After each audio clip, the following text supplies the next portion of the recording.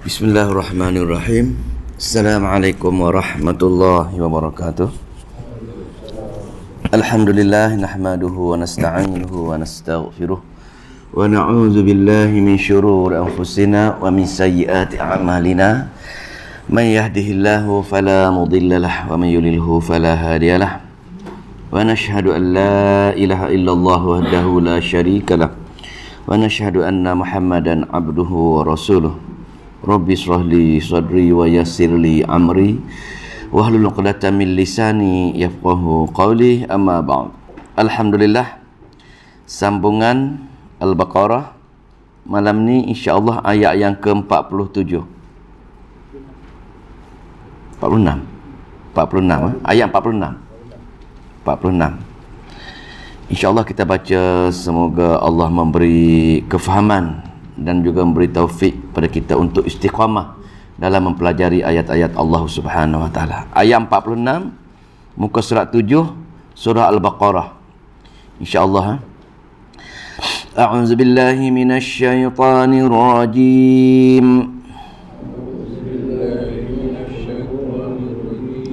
Bismillahirrahmanirrahim.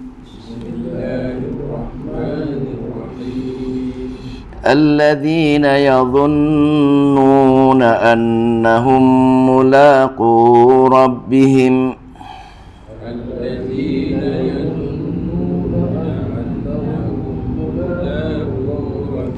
وأنهم إليه راجعون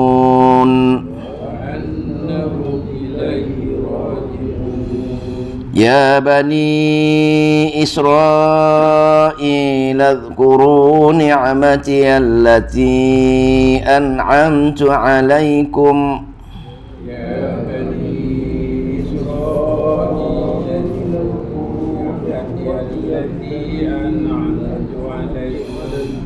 وأني فضلتكم على العالمين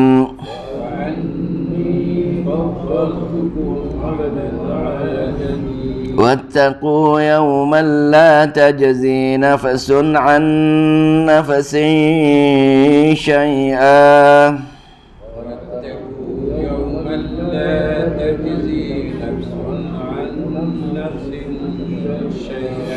ولا يقبل منها شفاعة ولا يؤخذ منها عدل ولا هم ينصرون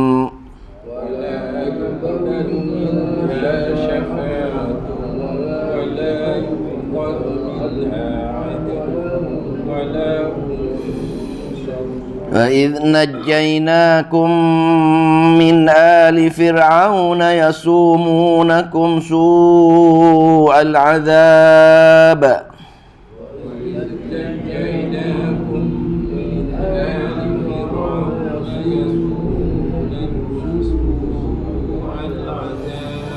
يذبحون أبناءكم ويستحيون نساءكم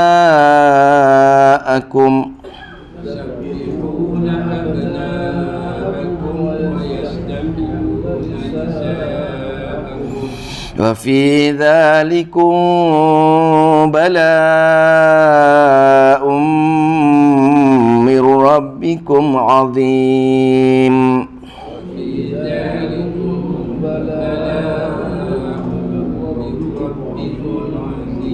Alhamdulillah.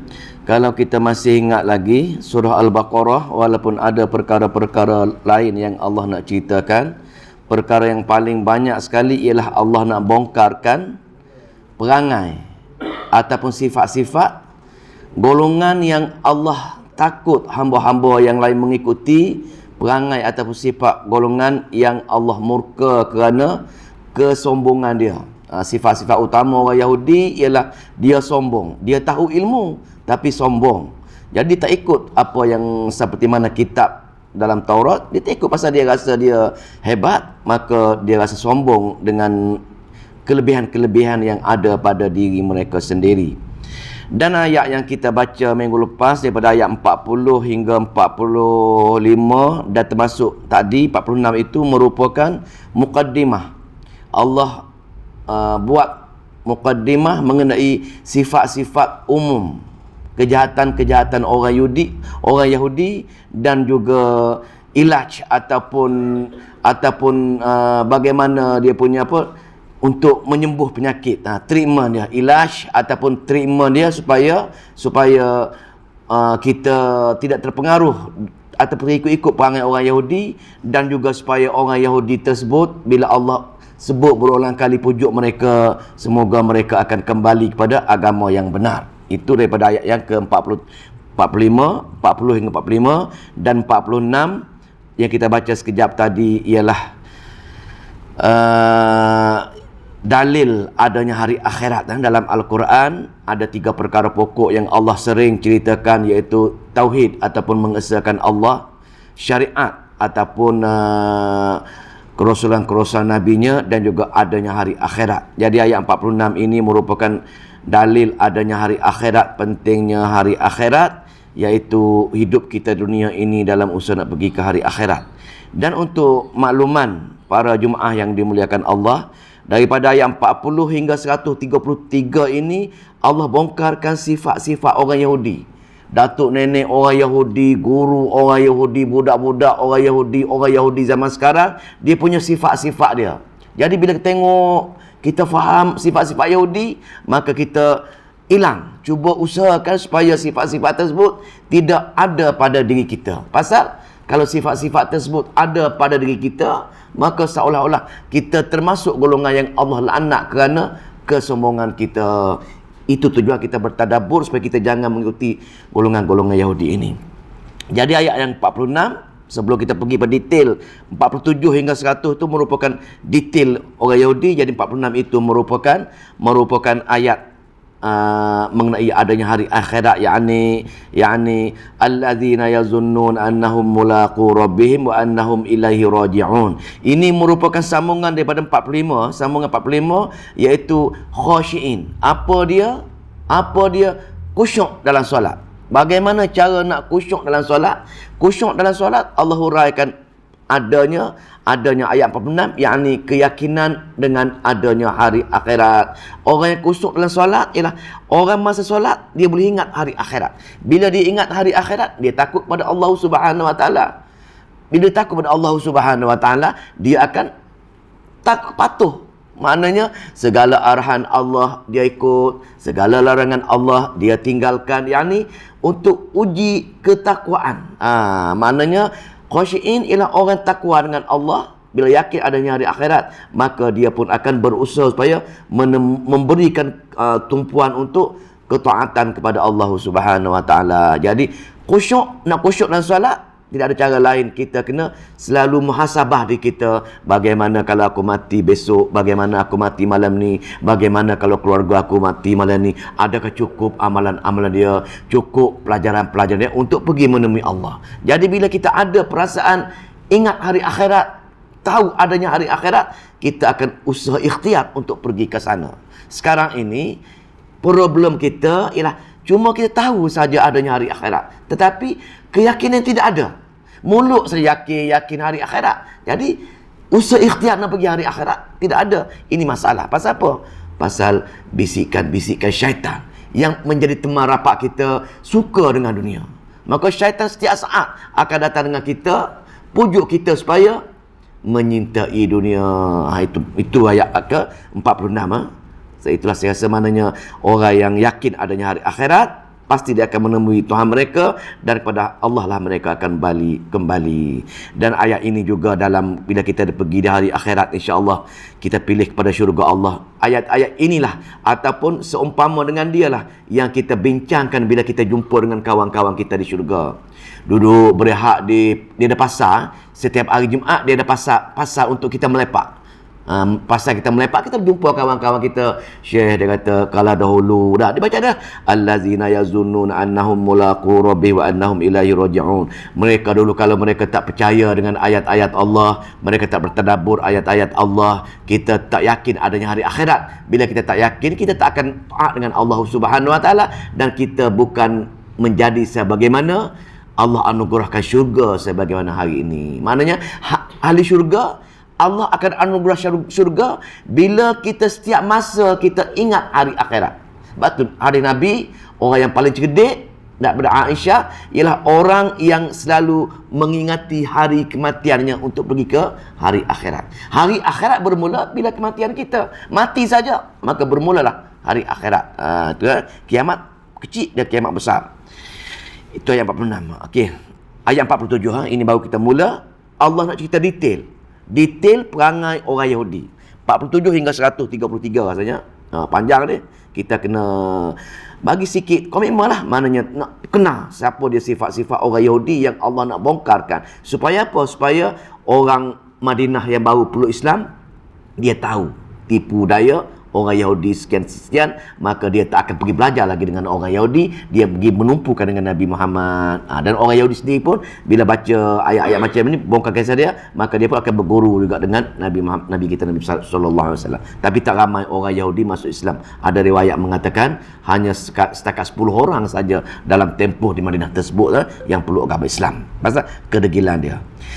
Tengok 47. Ya Bani Israel, wahai Bani Israel, ataupun wahai Bani Yaqub, ataupun wahai golongan-golongan yang taat dengan Allah. Sama tak? Bani Israel inilah nama yang kedua pasal Nabi Yaqub. Nabi Yaqub dia ada berapa anak? Apa orang anak dia? Nabi Yaqub 12 anak kan tak? 12 anak. Bongsu second last Yusuf, adik dia Bunyamin. Ada 10 lagi. Yang kisah Nabi Yusuf cerita bagaimana dah. Bagaimana last sekali yang 10 orang terdengki dengan Nabi Yusuf ni. Dia buat perancangan-perancangan bagaimana cara dia nak jual Nabi Yusuf. Itu cerita dia. Maka 12 ni lah kabilah Bani Israel. Daripada 12 orang ni lah bermulanya suku pertama Israel, suku kedua, suku ketiga, suku empat, 12 suku. Sebab tu bila Nabi Musa AS dia sesak di padang pasir, maka dia dah gaib, kau dia wahai Musa, berdoa dengan Tuhan supaya dapat kita minum. Nabi Musa telah memukul dengan tongkat dia. Mukjizat Allah, wahai Musa, pukul batu dengan tongkat kamu, maka terpancar 12 mata air. 12 suku kaum daripada Bani Israel ni. Itu kisah dia, sejarah dia bagaimana bangsa Israel ada 12 suku kaum, dan daripada anak Nabi Allah Yaqub. Itu suku dia.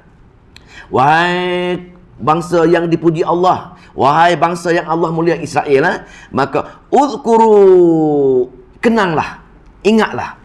Wahai bangsa Israel, jangan kamu sombong sangat. Ingatlah, tengok. Allah memujuk. Dipanggil ayat pengulangan semula, dipanggil i'adah dan setelah. Baru dah jumpa dah, tak? Ayat yang ke-40 jumpa dia, ya Bani Israel, Allah ulang balik. Ulang balik ialah dipanggil i'adah ataupun pengulangan semula, pujukan Allah supaya bangsa Israel kembali kepada jalan yang benar. Wahai Bani Israel, dah, atau wahai pujaan, wahai apa ya kekasih Allah semua sekali, uzkuru, ingatlah ni'mati allati an'amtu alaikum. Nikmat yang Allah telah kurniakan kepada kamu, banyak sangat nikmat kamu yang Allah anugerahkan. Maka macam kita sekarang juga. Kita sekarang pun banyak juga Allah anugerahkan. Cuma kita kadang-kadang tak sedar. Pasal apa tak sedar? Kita tak pernah muhasabah diri kita. Apa dia nikmat-nikmat yang Allah bagi kita sekarang ini. Bangsa Israel, walaupun Allah cerita ni nikmat dia banyak sekali. Maka walaqad ataina bani Israel al-kitaba wal hukma wan nubuwah wa razaqnahum min thayyibat. Ini di antara tu. Maka wahai Bani Israel, dah banyak sekali nikmat-nikmat kamu. Mana Allah anugerahkan apa? Allah anugerahkan kitab Taurat, Allah anugerahkan nabi-nabi, Allah anugerahkan hukum kerajaan-kerajaan, Allah anugerahkan apa dia lagi? Makanan-makanan mewah. Bila dia sesak dalam di padang tadi, dia minta makan daripada syurga. Salwa, manisan dan burung-burung turun ke dunia ni. Itu kemewahan dia. Maka ingatlah yang Allah bagi kepada kamu sebut, dan wa anni faddaltukum 'alal alamin, dan anugerah Allah seterusnya untuk kamu ialah Allah naikkan faddaltukum, melebihkan apa tu, fadilah, kelebihan-kelebihan untuk nenek kamu melebihi daripada bangsa-bangsa lain ketika itu. Tengok Allah menyeru, wahai kekasih, wahai kesayangan Allah, wahai anak cucu, wahai Bani Israel, wahai Bani Nabi Yaakob, ingatlah, kenallah jasa Allah banyak sangat kepada kamu. Di mana Allah anugerahkan kamu apa tu, salah satu di sini ialah nikmat-nikmat kamu yang jauh lebih banyak lagi daripada bangsa-bangsa yang lain. Maka bila kita baca ayat dipanggil i'adah. I'adah ini ialah i'adah untuk tarikh. Bagaimana cara kita nak mendorong kita nak memberi ketaatan pada Allah. Maka kita duduk rumah seorang-seorang, kita menung. Banyaknya nikmat aku, Allah bagi aku. Sihat badan aku, sempurna sifat-sifat fizikal aku. Ada kereta banyak, ada motor banyak, rumah pun dah ada. Apa lagi? Kitab Al-Quran Allah bagi lagi. Komplit, tak ada apa masalah kita. Pernah tak kita ingat perkara-perkara ini? Ini yang Allah nak suruh kita ingat. Ingat, wahai bangsa Israel, banyak sangat nikmat aku bagi kamu. Aku bagi kitab, mustahaklah aku bagi kitab. Kita, alhamdulillah, kita bagi kitab. Allah bagi peluang kita satu kitab yang dengan kitab ini kita layak pergi ke syurga Allah. Tapi kita tak mengambil peluang. Kita okeylah, tak ambil peluang untuk mengajar kawan-kawan kita, mengajak bertadabbur ayat-ayat Allah Subhanahu wa taala. Ini nikmat yang paling besar untuk kita, kitab Al-Quran sebenarnya kitab Taurat untuk orang Yahudi.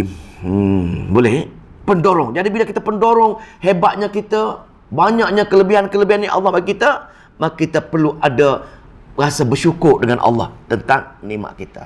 Jangan kita banding dengan orang yang lebih besar pada kita, banding dengan orang yang lebih kurang daripada kita. Bagaimana orang yang tak ada kenderaan, bagaimana orang yang tak ada rumah, bagaimana orang yang tak ada beri peluang untuk mengaji Quran. Kita dah peluang semua dah. Sebab itu mengaji Quran ini, lagi orang itu memberi tumpuan, lagi banyak peluang Allah buka hati dia. Kalau orang ala kadar dengan Al-Quran, ala kadar lah. Ala kadar lah. Sebab tu bila kita nak share dengan kita semua, bila kita istiqamah setiap tahun pergi ke jumpa Pondok Maulana Hadi, maknanya 50 hari untuk tumpukan khatam tafsir, maka insya-Allah pengalaman orang dah pergi, ilmu dia lagi banyak. Maknanya setiap hari dia dengan Al-Quran aja, maka Allah buka petunjuk, Allah buka keinginan, Allah buka kepahaman dengan bila kita bersungguh nak dekat dengan ayat-ayat Allah Subhanahu wa taala. Maka atas kita lah, atas kita sekarang ni, itu taghrib, pendorong untuk kita supaya Allah tegur kita. Ingatlah kelebihan-kelebihan yang Allah bagi kepada orang Yahudi, kita untuk mengajar kita juga kelebihan-kelebihan yang tak terhingga kalau kita nak banding dengan pada diri kita sekarang ini. Itu 47. Dipanggil i'adah taghrib. Pengulangan semula, pendorong untuk kita mengingati segala kurniaan ataupun anugerah Allah yang ada pada kita. Kita tak sedar benda tu ada kelebihan, tapi kita rasa benda tu ada sendiri. Benda ni kita rasa hasil kita kerja kuat, hasil kabel kita besar, hasil kita pandai, wujudnya kelebihan-kelebihan kita. Tapi sebenarnya uzkuru ni'mati allati, ingat aku yang bagi kamu semua wahai hamba. Kita kena hadir. Kita kena hadir setiap kelebihan kita, setiap kesihatan kita ini Allah yang bagi kita. Cuba balas jasa Allah dengan menambahkan ketaatan kepadanya. Jadi itu ayat 47. Ayat 48. Kita punya apa dia? Wattaqu yawman la tajzi nafsun an nafsin syai'an wala yuqbalu minha syafa'atun wala yu'khazu minha 'adlun wala hum yunsarun. Ada 4 perkara sini. Ada 4 perkara dipanggil sini, dipanggil ayat ni ayat ancaman Allah. Kalau kamu tak ingat juga dengan nikmat-nikmat aku yang beri pada kamu, kamu tak muhasabah diri kamu juga. Banyaknya kelebihan-kelebihan aku bagi pada kamu, wahai hamba, ingat.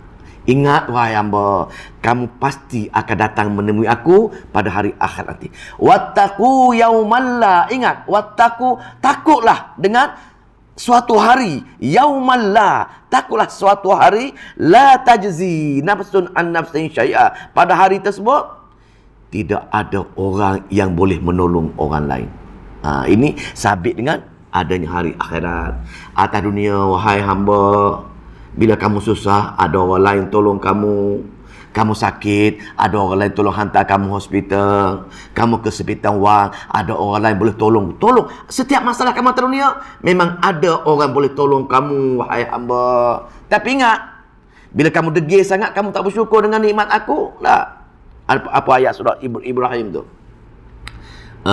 Wa ista'azana rabbukum, telah berkata Tuhan kamu, apa dia? La in syakartum la azidannakum.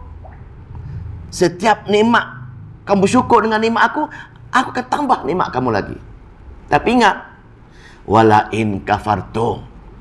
Jika kamu kufur dengan nikmat aku, tak pernah muhasabah pun nikmat-nikmat aku yang bagi kamu banyak sangat. Allah kata apa? Allah kata apa? Inna azabi lasyadid. Hukuman aku amat berat menurut kamu kalau kamu tak ingat dengan aku kehebatan jasa-jasa aku pada kamu dunia ini, kamu tak bersyukur, kamu tak tambah nikmat kamu tak bersyukur nikmat aku beri, maka azab aku amat berat menunggu kamu di hari akhirat nanti. Takut ayat tu ayat ancaman. Maka ingat, wattaqu yaumal la tajzi nafsun an nafsin syai'a. Pada hari kematian kamu, pada hari akhirat nanti, di sana bukan macam dunia. Di dunia masing-masing boleh tolong, tapi di sana tafsir kata kan, la tajzi nafsun an nafsin syai'a. Nafsu pertama tu merupakan orang-orang yang beriman. Ingat, orang-orang yang beriman di sana, an nafsin syai'a, tidak akan mampu menolong orang-orang tidak beriman di hari akhirat sedikit pun. Jangan kita ingat kita ada kawan atas dunia ini, tapi kalau kawan kita tidak beriman, kita tidak beriman, kawan-kawan kita, nabi ke, wali ke, siapa-siapa saja, tak mampu menolong sikit pun kalau kita tidak beriman atas dunia. Apa tak? Maknanya, apa dia beriman ni? Melakukan kesyirikan kepada Allah Subhanahu Wa Taala. Kita mati bukan dalam kalimah tauhid. Man syahida bil haqq. Sesiapa yang buat kesyirikan, maka dia masuk kategori tidak beriman, maka bila dia mati tidak ada orang boleh tolong dia. Walau bagaimanapun. Ayat ini untuk orang tidak beriman ni. La tajzi nafsun an nafsin syai'. Sikit pun orang yang beriman tak mampu menolong orang yang tidak beriman. Tetapi kalau orang tu beriman, macam kita mengaji, dah faham dah apa dia syirik, apa dia khurafat, kita mengaji surah Hamim, clearkan surah Hamim, faham kesamaran-kesamaran, kita tahu perkara kesyirikan, maka kita beriman juga. Maka di sana sama-sama kita boleh tolong di antara satu sama lain. Ditakdirkan salah seorang daripada kita ini ditakdirkan dalam neraka jahanam, tetapi ada sebesar zarah keimanan dengan dia, maka Allah akan bangkitkan. Allah akan bangkitkan pertanyaan kita untuk menolong kawan kita sama-sama Jumaat ni dalam neraka, pergi selamatkan kawan kamu tadi dalam neraka jahanam. Pasal ada keimanan. Tapi ingat, kalau kamu tak bersyukur, kamu tak mengaji Al-Quran, tak faham syirik, tak faham khurafat, maka kamu dalam kesyirikan, kau mati bukan dalam keimanan, maka di sana tidak ada orang boleh tolong kamu lagi, wahai hamba. Satu bab. Ingat, akhirat bukan macam dunia. Tidak ada orang yang mampu tolong kita kalau kita bukan man syahida bil haqq, mati bukan dalam kalimah la ilaha illallah.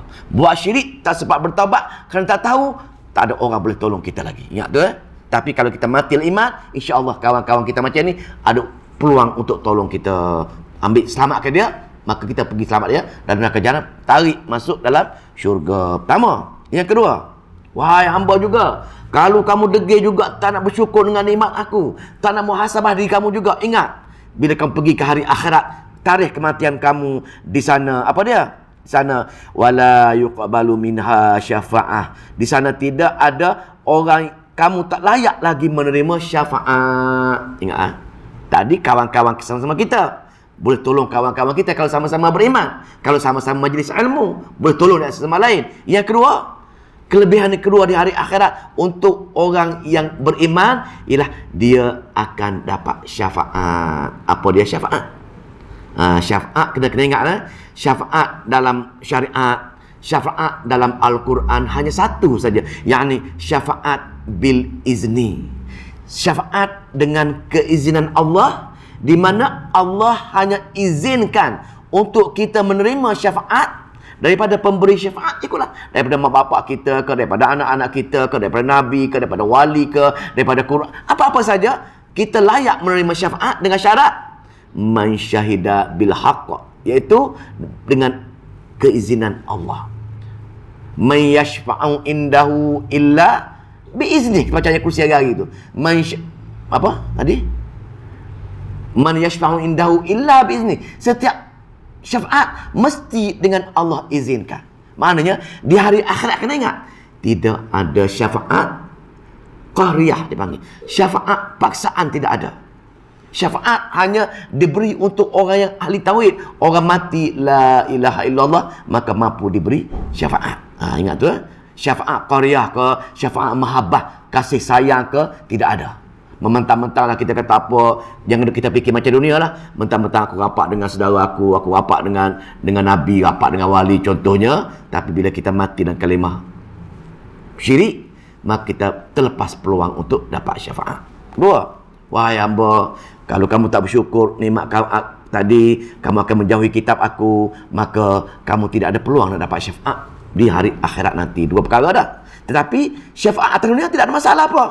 Kita ada kawan kaya, kita ada kawan ada kuasa, kita boleh tolong dia. Dia ketolong. Tak kira kita ada iman ke tak iman ke, atas dunia ini tidak ada masalah. Akhirat, ancaman Allah ini. Ayat takhwif, ayat ancaman untuk di hari akhirat. Dua. Yang tiga apa lagi? Wala yu'khazu minha adlun, dan kamu tidak akan berpeluang untuk adlun, menebuh diri kamu. Tidak ada peluang nak bagi rasuah lah dunia ni. Atas dunia ini kita banyak duit, dah ada kita jahat kena tangkap, kita banyak duit, kita boleh bagi pada hakim, atau boleh bagi pada siapa-siapa yang ada kuasa. Dia tak mahu 1 juta, kita ada 100 juta. Dia tak bagi 1 juta, kita bagi 1 bilion. Kalau tak ada duit, kita boleh bagi. Jangan fikir di hari akhirat kita ada peluang untuk tu. Pasal apa? Allah kata di sana, wala yu'khazu minha adlun. Di sana tidak ada kamu boleh menebus diri kamu dengan siksaan Allah Subhanahu wa taala. Walau kamu ada dunia ini semua emas, tak mampu nak keluarkan kamu daripada azab Allah Subhanahu wa taala. Dalam ayat-ayat Al-Quran, bila kita tengok azab Allah Subhanahu wa taala, sanggup menukarkan. Kalau kita satu dunia ini dipenuhi emas, hak kita sanggup tebus untuk menyelamatkan kita berazab neraka jahanam. Bukan setakat emas, anak kita, isteri kita, adik-beradik kita sanggup buang, lelong mereka tu demi untuk melepaskan kita daripada azab neraka jahanam. Tengok betapa ngerinya, betapa takutnya seksaan azab yang bakal menuju kita. Atas yang kita sayang dunia, kita sayang anak, kita sayang isteri, di sana tengok azab Allah, kita sanggup lelong, sanggup tebus untuk kita keluar dari neraka jahanam dengan letak anak kita yang kita sayang, isteri kita yang kita sayang, harta kita yang kita sayang, sanggup semua sekali. Pasal apa? Ngerinya azab neraka jahanam. Berat ni. Berat. Tak tebus, tak boleh. Atas amalan kita saja sana. Maka kalau kita sayang dengan anak kita, keluarga kita, kawan-kawan kita dunia, ajarlah dia dengan mempelajari ayat-ayat Allah. Ajak dia mempelajari Allah. InsyaAllah perkara ini boleh hilang perasaan tersebut. Tiga perkara dah. Kawan-kawan kita boleh tolong kita, tidak ada kat sana. Syafaat tak ada untuk kita kat sana. Dan tebuh kita pun tak boleh sana. Yang keempat, takut-takut kita kata apalah Allah kesian belah dengan kita. Mungkin Allah dah boleh tolong kita. Allah pun ada sifat Ar-Rahman, sifat Ar-Rahim di sana. Walahum yunsurun. Di sana tidak ada peluang akan diberi sebarang pertolongan dalam segenap arah. Atas dunia Allah ada sifat Ar-Rahman. Dah di atas dunia kita lawan Allah pun tak solat, tak masuk majlis ilmu, tidak mengenang jasa kita, tak taat dengan Allah, tapi Allah tetap bagi kita minum air makan nasi, mengumpul harta. Atas dunia, sifat Ar-Rahman dia, Allah boleh bagi pada kita atas usaha ikhtiar kita. Pasal sifat Ar-Rahman Allah ada. Dia akan bagi kepada siapa saja hak dunia. Pasal bagi Allah, dunia ini tidak ada nilai walaupun seberat sayap nyamuk. Yang kita kejar-kejar ini bagi Allah, dunia ini langsung tak ada nilai. Bahkan kalau ditimbang dengan sebelah sayap nyamuk, nescaya sebelah sayap nyamuk lebih berat lagi daripada dunia dan isinya. Yang kita rasa gila, terkejar-kejar, syok kejar dunia ini, rupa-rupanya tidak ada nilai. Cari dunia tidak ada nilai. Tapi bila pergi ke alam akhirat, Allah kata, bila kita tak taat dengan Allah, Tuhan Maha salah di kita, maka tidak akan ada pertolongan daripada Allah. Maka nak minta tolong Allah atas dunia. Di hari akhirat, Allah hanya guna sifat Ar-Rahim dia. Apa dia Ar-Rahim? Kesian belas untuk orang-orang yang atas dunia selalu bersyukur, selalu muhasabah diri dia, selalu duduk dalam majlis-majlis ilmu, selalu dengan Al-Quran. Untuk orang-orang ini, pasal apa? Dia sanggup berjuang. Dia sabar dalam perjuangan untuk belajar ayat-ayat Allah. Maka pergi hari akhirat, Allah tak sanggup lagi melihat hamba dia menderita walaupun sesaat di hari akhirat. Pasal hamba aku dah berjuang untuk aku, penat-penat macam mana dia duduk dalam majlis ilmu, bunyi azan, bunyi laungkan, dia datang solat berjemaah. Hari-hari dia baca Al-Quran, hari-hari dia bertadabbur, hari-hari dia ingat jasa-jasa aku. Maka di hari akhirat, aku tak sanggup lagi melihat hamba aku susah. Maka aku nak setiap masa hamba aku berada dalam kesenangan, gembira selama-lamanya. Tapi kalau orang sebaliknya, maka tidak walahum yunsaru, tidak ada satu arah pun akan dapat pertolongan Allah. Menangislah, menderitalah, hingga keluar darah, air mata darah sekali mana pun, pasti tidak akan dapat pertolongan Allah Subhanahu wa taala. Apa ayat-ayat yang kita baca selalu? Bukan selalu lah, kadang-kadang lah. Nak ceritanya apa dia ayat dia? Walau tara izil mujrimuna, apa dia? Rabbana absarna wa sami'na farji'na na'mal salihan inna muqinun. Wahai Allah, aku dengar dah, aku tengok dah neraka jahanam. Kembalilah dunia, aku nak memperbetulkan amalan aku. Wahai Allah, tengok. Menjerit surah Sejadah kita baca tu. Aku dengar semua dah orang menjerit-jerit dalam neraka jahanam. Minta tolong. Aku tengok sendiri dah bagaimana menderitanya sana. Wahai Allah, aku mau kembali sekejap dunia. Aku nak memperbetulkan amalan aku. Aku nak mengaji dah. Aku nak pergi solat berjemaah dah. Aku nak muhasabah diri aku dah. Aku nak taat kamu dah. Tengok, rintihan dah. Tapi di sana tidak ada esok bagimu. Tak ada. Di sana hanya tempat menerima balasan.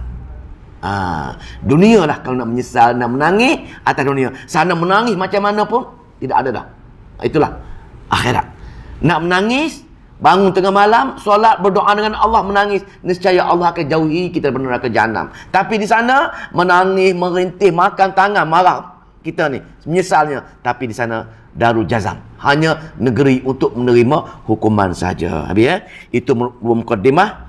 Dua bentuk pesanan. Yang pertama, Allah bagi taghrib atau khabar gembira supaya kenang jasa-jasa dia. Yang kedua, Allah bagi ancam. Tak kenang jasa dia, aku akan ancam dengan 4 keadaan di mana berbeza dengan dunia. Dunia kau boleh minta tolong, dunia kamu boleh Allah bagi syafaat, dunia ni kamu ada boleh tebus apa kesalahan dan ada pertolongan. Tapi di sana tidak ada dah, wahai hamba. Baru kita nak masuk Yahudi. Siapa ni? Takut-takut kena diri kita. Tengok ayat yang ke 49. Sifat-sifat detail sifat orang Yahudi ni. Tengok kita baca wa iz najjainakum min ali fir'auna yasumunakum su'al azab. Dan ingatlah wahai orang Yahudi. Ingatlah, bukan Yahudi di Madinah ni, tok nenek dia. Allah nak bongkarkan tok nenek orang Yahudi ni jahat. Tok nenek dia jahat dah. Sombong dah. Dia ikut dia sekarang ni. Wahai orang Yahudi Madinah, kamu jangan ikut tok nenek kamu dulu-dulu. Jahat sangat dia ni, sombong sangat dia ni. Nah, bagaimana? Dia ceritalah kisah tok nenek dia. Zaman Nabi Allah Musa, wa iz najjaynakum min ali fir'auna yasumunakum su'al azab. Dan wahai Yahudi, ketika najjaynakum, kami selamatkan kamu. Tok nenek dia lah. Daripada mana? Min ali fir'aun, daripada pengikut-pengikut Fir'aun. Yasumunakum su'al azab. Pasal apa? Fir'aun ini menyeksa orang Yahudi tak henti-henti. Dah, kenapa diseksa? Kenapa Fir'aun seksa orang Yahudi? Pasal apa? Bang Israel lah. Ingat sejarah dia. Sejarah dia, Mesir ini diperintah oleh kerajaan Mesir lah. Kerajaan Kipti. Kipti ini setengah orang mengatakan kerajaan rambut kerinting. Hitam. Maknanya bangsa Kipti. Bangsa original Mesir ini rambut kerinting hitam. Besar. Itu bangsa Kipti. Tetapi semasa Nabi Allah Yusuf dilelong, dijual, berniaga, hantar ke Mesir. Menjadi putera mahkota. Maka dia menjadi putera mahkota lah sekali dah. Menjadi menteri kewangan, menjadi putera mahkota. Setengah riwayat mengatakan dia menjadi pemerintah Mesir. Maka penutup kisah Nabi Yusuf, maka dia berjaya membina nama kat situ.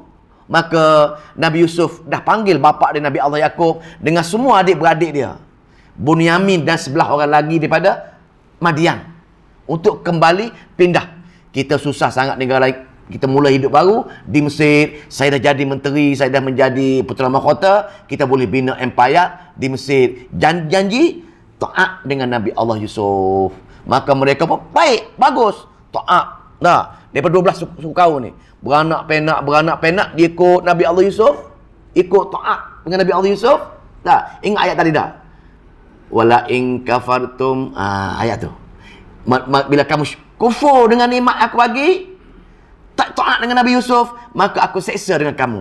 Maka memandangkan dia dah tak ikut ajaran, mula-mula ikut, lama-lama dia seronok dengan dunia, leka dengan dunia, maka Allah telah hukum dia menjadi hamba. Yakni memasukkan sifat benci orang Kipti kepada bangsa Yahudi ataupun bangsa Sibti. Nampak tak?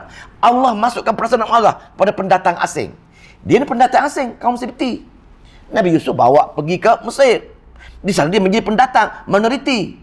Tapi selagi dia ikut taat dengan Nabi Yusuf, taat dengan Allah, Allah naikkan dia. La in syakartum la azidannakum. Bila kamu taat dengan aku bagi nikmat dengan kamu. Tapi bila kamu mula leka dengan dunia, azab aku amat berat, maka Allah telah mewujudkan marah orang-orang Kipti ini untuk menghukum dia. Itu sejarah dia. Maka diseksa lah. Dia menjadi hamba semua sekali. Sehingga mana? Nabi Musa datang balik nak mendebus. Wahai Fir'aun, kalau kamu tak dengar, kamu tak ikut aku, kalau kamu tak nak ikut kitab Taurat, tak apa, aku tak kisah. Cuma kembalikan hamba-hamba bangsa aku supaya aku boleh hajar dia balik. Itu cerita dia. Maka zaman ni Allah kata, wahai orang Yahudi Madinah, ingat datuk nenek kamu yang jahat sangat, dah degil sangat masa Nabi Yusuf lagi. Dah mereka engkat dengan Nabi Yusuf lama-lamanya, maka aku telah hukum dia dengan cara mana? Dengan memberi perasaan benci kepada kaum Sibti, kepada kaum Fir'aun, kepada kaum wahai kaum Sibti. Ada juga riwayat mengatakan pembesar dia bermimpi akan lahir satu golongan Sibti, akan menjadi nabi dan akan takluk Mesir ini. Itulah ada juga pendapat macam itu. Maka ketika itulah apa dia? Yang ni azab dia bagaimana? Yuzabbihuna abna'akum. Dia bunuh semua budak-budak lelaki. Tengok ni. Wahai Yahudi Madinah, tok nenek kamu dulu dah azab Fir'aun ini, lahir lelaki dibunuh. Lepas tu wa yastahyuna nisa'akum, dan biarkan wanita-wanita tua. Maka zalim tak? Sesanya tengok tiba-tiba anak kena bunuh. Sedih kita. Itulah azab. Azab yang Allah wujud pasal lawan tak taat dengan dia tadi, Allah buat azab. Dan wanita-wanita pula, perempuan-perempuan tua pula menjadi tua, menjadi hamba abdi, menjadi pelacur, menjadi hamba sehingga selama-lamanya. Itu bentuk jahatnya. Pasal apa? engkar arahan Allah. Maka wahai Yahudi, ingat kamu mewah sekarang ni di Madinah. Tak? Tapi tok nenek kamu dulu azab aku bagi mewah. Kamu sekarang ini ingat kena ikut agama benar yang dibawa oleh Muhammad. Kan? Wa fi dzalikum bala'um min rabbikum azim. Dan dengan demikian, dengan mereka tolak, maka demikian itulah merupakan cobaan-cobaan daripada Tuhan kamu untuk kamu. Walaupun kamu mewah zaman Nabi Yusuf, kamu taat dengan dia, aku bagi azab dengan perkara-perkara ini. Tebak. Nah, lawan saja Allah hukum. Maka pengajaran untuk kita masa mewah kena ingat, last kali kita akan dihukum oleh Allah Subhanahu Wa Taala. Kalau tak hukum dunia, Allah akan hukum di akhirat atas segala nikmat yang kita rasa. Udara yang kita seduh, bumi yang kita ada ni akan diambil kira semua. Lagi banyak nikmat Tuhan yang kita ambil, lagi berat kita dihukum. Kita ni tamak. Semua hak Tuhan kita nak. Semua nak. Nak dunia seisinya, nak tu, nak tenti. Tapi hak Tuhan kita tak bagi. Ini zalim, degilnya manusia dengan Allah Subhanahu Wa Taala. Tapi kita tak rasa. Kita sikit pun tak rasa kita degil. Pasal apa? Pasal syaitan fazayyanu lahum ma baina aydihim, mengindahkan kita dengan keindahan dunia ini. Syaitan dia hasut kita supaya suka dengan dunia. Yang pertama, itu nikmat pertama yang ada pada keburukan pertama untuk nenek dia, dan nikmat pada orang Yahudi. Yang kedua, wahai orang Yahudi, ingatlah pertolongan aku pada kamu. Apa dah? Wa iz faraqna bikumul bahra fa anjaynakum wa aghraqna ala fir'auna wa antum tanzurun. Ingatlah wahai orang Yahudi Madinah, tok nenek kamu dulu masa Nabi Musa pergi jumpa dia taat dengan Nabi Yusuf, aku dah tolong dia dah. Fir'aun kejar dia, dia buat lari, dia cross Laut Merah tersebut. Aku perintah pukul laut terbelah 12 suku kaum dia, maka 12 telah selamat pergi seberang sana. Tak? Fir'aun yang zalim, yang bunuh semua anak lelaki, yang biarkan orang tu menjadi pelacur, menjadi hamba, yang bertahun-tahun seksa kamu itu, sekarang ini aku dah bunuh dia, wahai orang Yahudi. Dia cross 3 hari. Tafsir mengatakan, ni riwayat lah, 3 hari duduk seberang sana, 3 hari baru mayat-mayat tentera Fir'aun timbul. Dia nampak sendiri. Dia nampak sendiri bahawasanya orang yang zalim dia dah nampak dah. Nampak dah? Kegembiraan, nikmat dia 2 perkara. Yang pertama, Allah selamatkan dengan dia. Apa nikmat yang kedua? Nikmat yang kedua, dia tengok sendiri orang buat jahat dia dihukum oleh Allah Subhanahu Wa Taala. Nikmat tu. Macam kita lah, orang selalu kata kita waktu ni kita seksa berbagai-bagai, tiba-tiba kita nampak dengan sendiri dia dihukum, ada rasa seronok lah, pasal dia dah jahat sangat dengan kita. Kadang-kadang ada juga Allah tunjuk, kadang-kadang ada juga Allah tak tunjuk. Kisah Nabi Nabi Lut. Maka bila dia jahat sangat kaum dia, maka Allah berkata, wahai Lut dan anak perempuan kamu, keluar daripada negeri kamu ini, pasal aku nak hancurkan kaum-kaum kamu, degil sangat kaum kamu. Tapi ingat wahai Nabi Lut, kamu jangan berpaling ke belakang. Bunyi apa-apa jangan berpaling. Maka dia keluar daripada negara, maka Allah hancurkan semua kaum. Tapi Allah selamatkan dia tak boleh tengok kaum dia yang jahat ni. Tapi Yahudi ni tunjuk. Maka fa'anjainakum wa awraqna, kami selamatkan wa antum tanzuru, dan kamu menyaksikan bagaimana mayat-mayat tadi. Mayat-mayat semua sekali tentera Fir'aun Allah tenggelamkan dan mati semua sekali. Tengok ni. Allah masukkan perasaan nak marah. Semua penduduk lelaki negeri Mesir, anak buah Fir'aun, ahli Fir'aun tadi, nak marah kepada bangsa Sibti, dia kejar. Tak duduk. Selagi tak keluar rumah, dia tak boleh. Pasal Allah masukkan perasaan nak marah dengan bangsa Sibti, dengan pengikut-pengikut Nabi Allah Musa ini. Maka dia keluar semua sekali. Seumpama tariklah perangkap nak tarik dia ni, maka Allah masukkan semua sekali hati, dan maka dia keluar semua sekali kejar. Maka Dalam 3 hari dia bergelimpangan keluar. Jadi itulah wa iz faraqna bikumul bahra fa anjaynakum wa aghraqna ala fir'auna wa antum tanzurun. Dan ingatlah wahai Yahudi Madinah, datuk nenek kamu dahulu pasal dia dah ikut Nabi Allah Musa, dia beriman dengan Allah, dia taat. Dia taat, maka kami tolong dia. Kami tolong tok nenek kamu tersebut dari angkara Fir'aun, maka kami selamatkan dia daripada dikejar oleh Fir'aun dengan menyeberang laut, dan kami menampakkan dengan dia Fir'aun dan pengikut-pengikut dia yang bergelimpangan mati di lautan tersebut. Kamu tolong dia. 2 dah. 2 dah. Allah tolong dia. Allah selamat. Cuba cek kita lah. Berapa kali dalam kehidupan kita ni Allah selamatkan kita? Susah. Jadi senang balik. Dah. Dalam masa kecil-kecil tu bagaimana kehidupan kita, susahnya cari duit. Sekarang mewah. Dulu motor pun tak ada, naik basikal, sekarang dah ada kereta mewah, tapi kita tak pernah fikir macam tu. Kita fikir pun perbandingan kita dahulu dengan sekarang tak pernah fikir pun dah. Tapi inilah kenyataan Allah suruh kita memikirkan perkara-perkara tersebut. 2. Yang ketiga, wa izwa adna Musa 40 lailah thumma takhadtumul ajla min ba'dihi wa antum zalimun. Jadi bila gerombolan dia sampai di seberang laut, diselamatlah. Dah matikan semua sekali Fir'aun. Maka ketika ini Allah perintah kepada Musa, wahai Musa, datanglah ke tempat sekian-sekian, aku nak bagi kitab Taurat, nak bagi wahyu. Tengok ni. Wa izwa adna Musa, dan ketika kami janjikan dengan Musa, untuk apa? Terima kitab Taurat. 40 lailatan, 40 malam. Dalam surah yang lain dalam Al-Quran 30 malam. Sampai 30 malam siang hari dia berpuasa, malam dia bermunajat dengan Allah. Tengok ni. Nak terima kitab, siang hari dia berpuasa, malam dia bermunajat dengan Allah. Barulah dapat ilmu daripada kitab tersebut.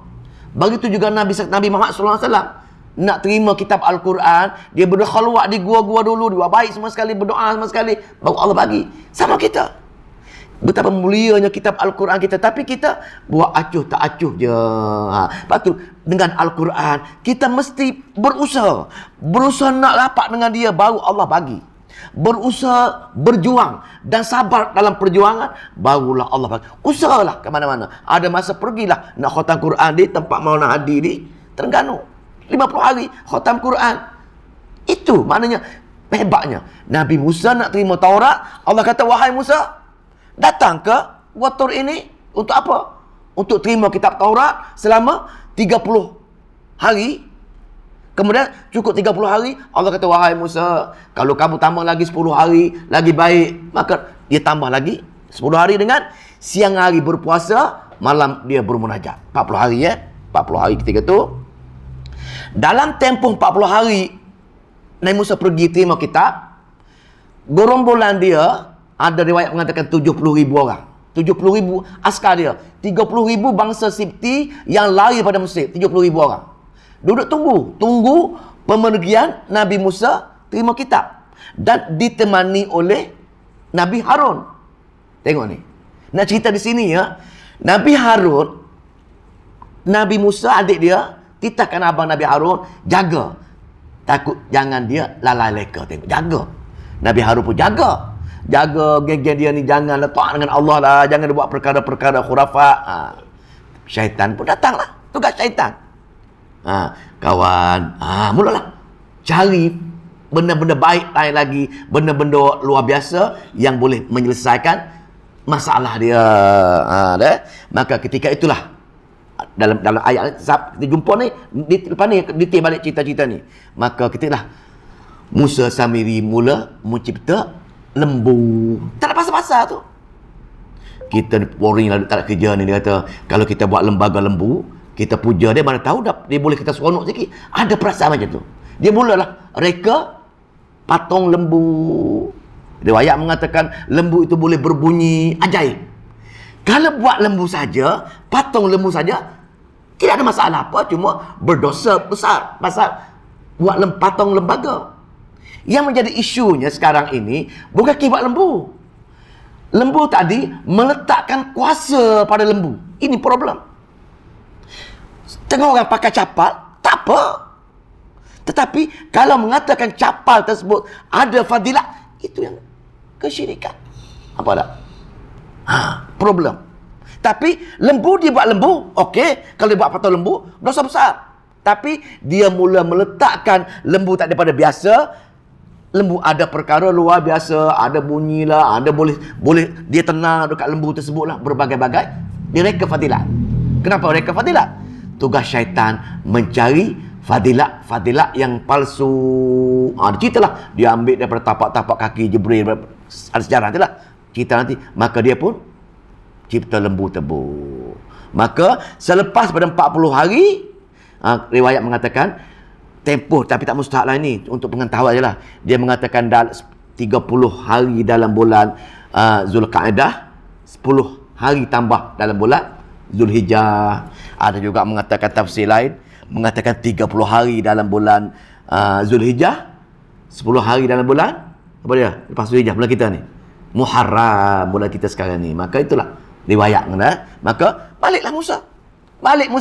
Balik dengan berkabar-kabar gembiranya dia. Oh, aku macam ni bolehlah. Umat-umat aku tengok kitab. Sebelum ini dah ada kitab yang wahyu saja. Bawa kitab. Nak pergi jumpa umat dia supaya apa? Boleh beramal dengan kitab, boleh baca kitab, boleh taat kitab sebut. Tengok dia. Nabi seronok bila bawa kitab kepada umatnya. Kita berapa lama dah Quran dengan kita? Kalau kita umur 60 tahun.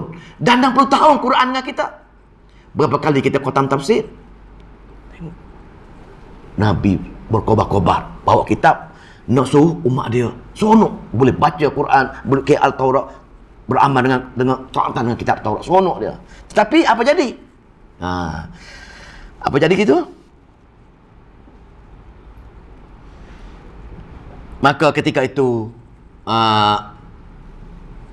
mereka telah, sebab kecil dia telah menyembah lembu tadi, meletak perkara luar biasa kepada lembu tadi. Nampak tak sekali?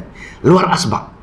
Maka kita macam itulah, pakai cincin tak apa. Tapi kalau mengatakan cincin itu masuk dimasuk ilmu lah, masuk ayat sekian-sekian. Maka orang tengok cincin, manis muka ustaz, dia kata. Dulu masa manis, sekarang ini. Pasal apa? Pasal cincin tadi. Perkara luar biasa pada cincin. Apa-apa saja yang kita mengatakan ada perkara luar biasa, itulah ilah. Meletakkan ilah pada benda-benda lain.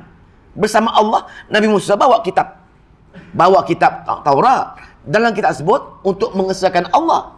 Tiba-tiba dia mengatakan pautan-pautan hati dia, benda lain boleh tolong menyelesaikan masalah dia juga, boleh sempurnakan hajat dia juga. Nampak tak? Dia ini kesyirikan.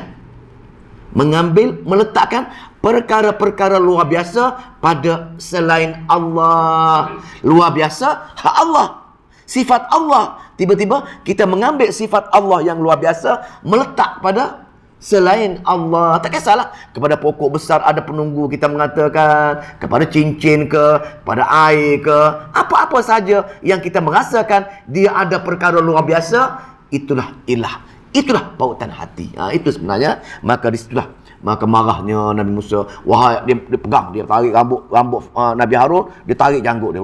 Janggut panjang dah, tarik janggut, tarik rambut. Marah, dia bunuh Harun. Dia kata, aku larang dah, tapi mereka degil juga. Aku larang dah, mereka degil juga. Tapi hanya segelintir ini undang-undang zaman dahulu, syirik dengan Allah mesti hukum bunuh. Kita sekarang tak tahu hukum bunuh. Zaman dulu syirik dengan Allah, bertaubat, bunuh. Jadi ayat berikut ni. Jadi bila jumpa tadi, ditanya, dia kata panjang balik ni. Ni rekat umum mujmal. Thumma afauna, kemudian sudah itu kami maafkan mana-mana katakan segelintir tadi, dia suruh bertaubat, mereka bertaubat semua, maka kena bunuh. Ada tafsir mengatakan dia bunuh diri dia sendiri, dan yang kedua ada juga mengatakan orang beriman bunuh orang tidak beriman tadi. Tapi thumma afauna, walaupun mati Allah dah maaf dah, tak apa. Mati dalam iman. Bila mati dalam iman, maka Allah seronok dia.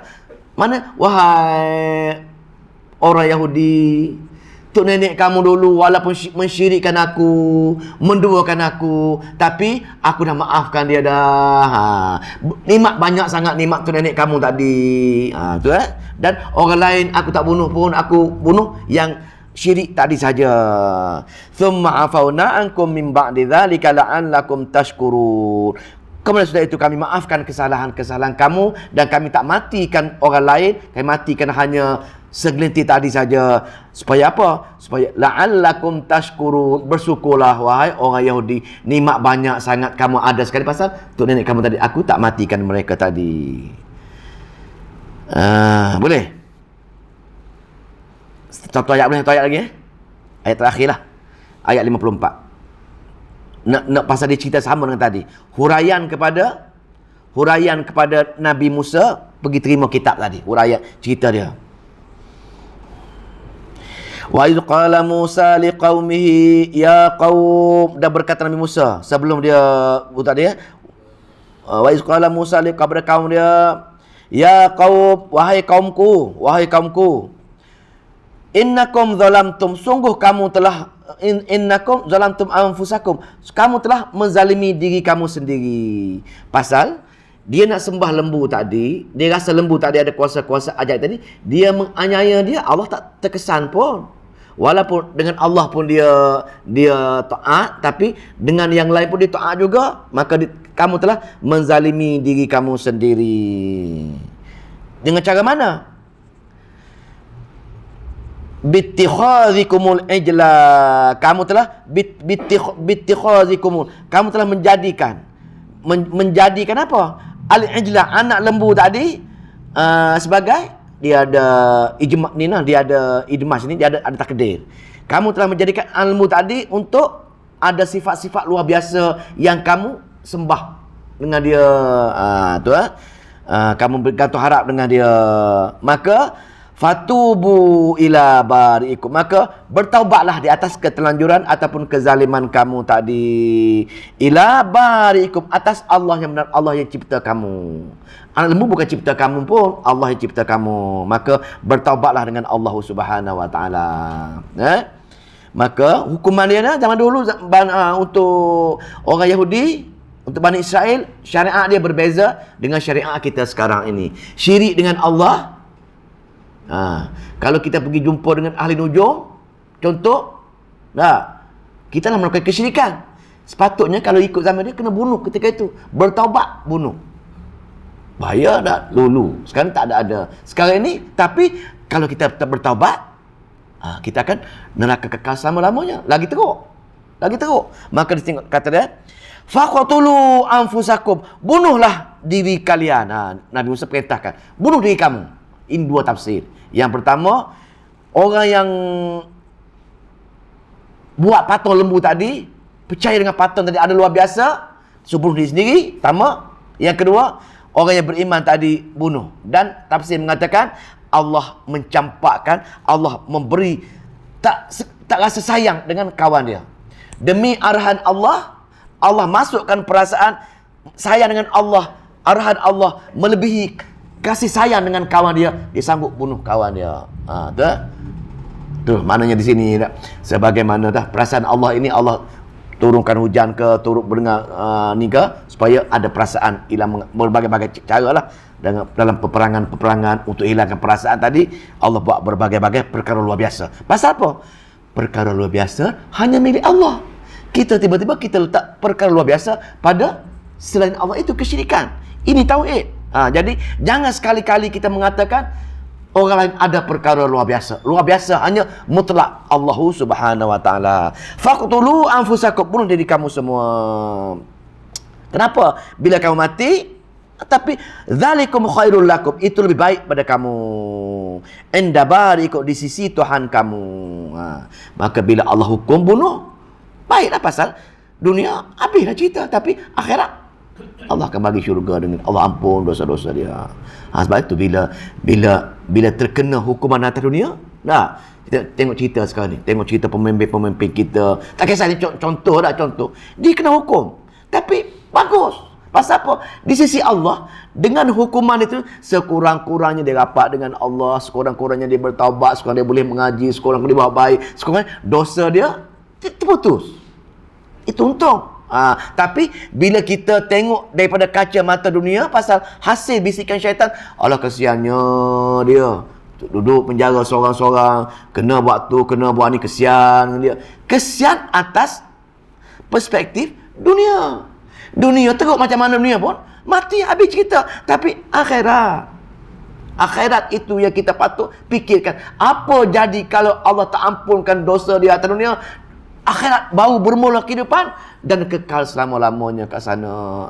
Kita kena lihat perspektif akhirat, barulah kita cerdik. Kalau kita tengok dunia, kita akan kesian, simpati dengan perkara-perkara atas dunia ini.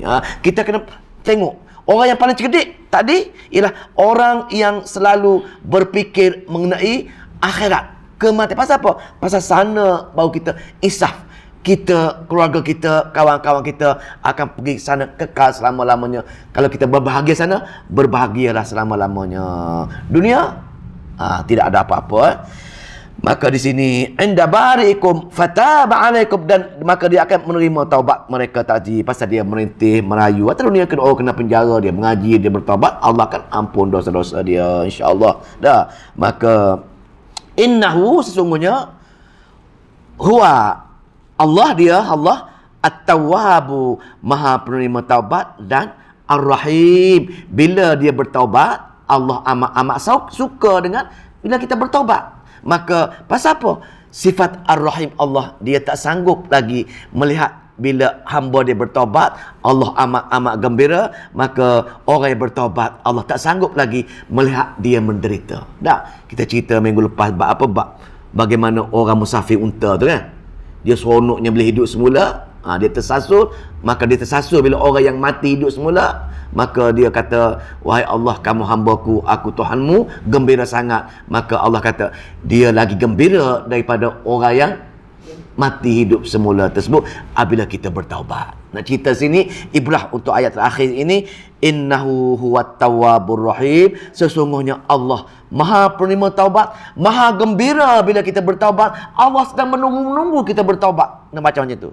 Maka bertaubatlah wahai manusia, bertaubatlah wahai hamba, kerana aku amat gembira kalau kamu bertaubat dengan aku. Aku menunggu bila si nak bertaubat dengan aku. Lagi banyak kita bertaubat, lagi banyak kita beristighfar, lagi Allah suka. Dalam hadis tadi, Allah lebih suka lagi kita bertaubat daripada orang yang mati, seolah mati akan hidup semula. Dia gembira, tapi Allah lagi gembira daripada dia. Maka bertaubatlah. Dan bila kita bertaubat dengan penuh rasa ikhlas untuk Allah, menyesali di atas perbuatan-perbuatan lampau kita, tak nak buat lagi, maka insya-Allah Allah akan ampun kita. Dan sifat Ar-Rahim Allah tidak sanggup lagi melihat kita menderita di alam akhirat bila kita telah bertaubat kepada Allah Subhanahu Wa Taala.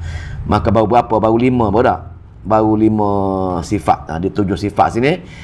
InsyaAllah kita 2 minggu lagi kita masuk bab ciri-ciri datuk nenek orang Yahudi, supaya mengenang jasa nikmat yang Allah telah bagi kepada mereka. Banyak sangat nikmat-nikmat yang Allah bagi, tapi Allah menyeru, wahai bangsa Yahudi, ingatlah, wahai orang Yahudi, ingatlah segala nikmat-nikmat yang aku bagi kepada kamu masa dahulu. Seolah-olah Allah sedang berfirman dengan kita sekarang ini, wahai hambaku orang Islam yang ada Al-Quran, kenang balik banyak jasa-jasa aku yang kepada kamu. Kamu tenggelam pun jasa aku tersebut.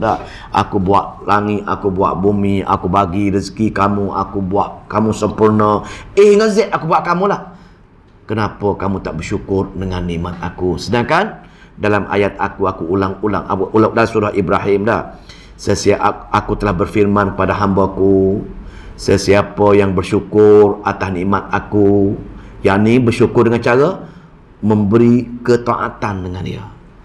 Cara nak memberi ketaatan iaitu berjuang dan sabar dalam perjuangan. Dan aku akan la'azidannakum, aku akan tambahkan nikmat-nikmat aku. Di samping aku tambah, aku redha dengan nikmat-nikmat aku tersebut. Tapi ingat, wala in kafartum, bila kamu kufur dengan nikmat yang aku bagi kepada kamu. Aku bagi sihat, tapi sihat kamu itu kamu guna untuk kerja dunia aja. Jangan-jangan kamu datang solat berjemaah di rumah-rumah aku.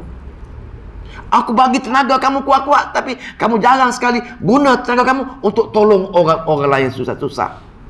Aku bagi ilmu dengan kamu bakhil dengan ilmu kamu. Aku bagi duit, aku bagi rezeki, kamu bakhil untuk bagi rumah-rumah aku, wahai hamba. Kamu bakhil untuk meminjamkan kembali rezeki tadi pada aku, wahai hamba. Wala in kafartum, bila kamu kufur dengan perkara ini, inna azabi lasyadid, tunggu azab aku yang amat keras sedang menunggu kamu di hari akhirat nanti. Itu penutup dia. Maka bila beramal dengan ayat ini, bersyukur. Setiap Allah bagi nikmat, kita perlu bersyukur. Setiap Allah bagi musibah, kita sabar. Pasal dunia ini hanya mencari keredaan Allah dalam usaha nak dapat syurga Allah dengan sifat Ar-Rahim dia. Dengan sebab syukur nikmat, baca ayat-ayat Allah berulang kali. Lagi banyak kita baca ayat Allah, lagi banyak kita bertadabbur, Allah akan beri peluang untuk kita memberi ketaatan kepada Allah Subhanahu wa taala. A'udzubillahi minasyaitonir rajim. Bismillahirrahmanirrahim. Allahumma salli wa sallim wa barik ala Muhammad. Allahumma faqihna fid din wa 'allimna ta'wil wahdina ila sawa'is sabil. Allahumma fiqna lima tuhibbu wa tarda waj'al akhiratana khairan minal ula. Radina billahi rabban wa bil islami dina wa bi Muhammadin nabiyya wa rasulah. Rabbana atina fid dunya hasanah wa fil akhirati hasanah wa qina azabannar. Walhamdulillahirabbil alamin.